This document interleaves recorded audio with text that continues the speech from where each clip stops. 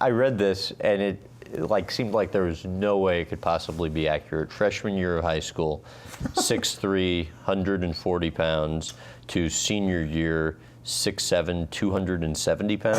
A little inaccurate. Okay. When I was in 7th grade, I was 6'3", 140. Okay. And then when I was a freshman in high school, I was 6'7", 220. And then by the time I was a senior, I was 250. So I wasn't...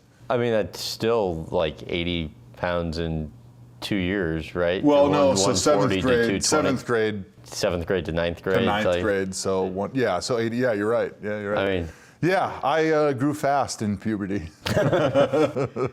how well do you recall as a kid an opposing coach yelling at you to get off the field because of how big you were? I do remember that when I was playing football in 7th grade especially, I was 140 pounds, and there was a weight limit on carrying the football, which was 140 pounds. So I was right at that limit because I was a pretty big kid, obviously.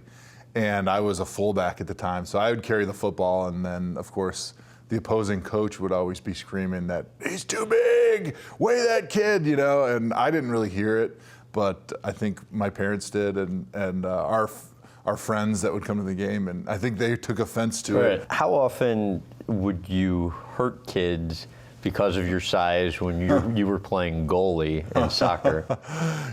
When people ran into me when I was a goalie, usually I didn't fall down. They were the ones that were going down, and there was a few times that kids got hurt, but more than that even, I remember when I was a kid, my best friend across the street, his name was Nicky Hamill, and I swear every year I was breaking a different one of his bones when we were playing hockey or we were playing backyard football or whatever we were doing.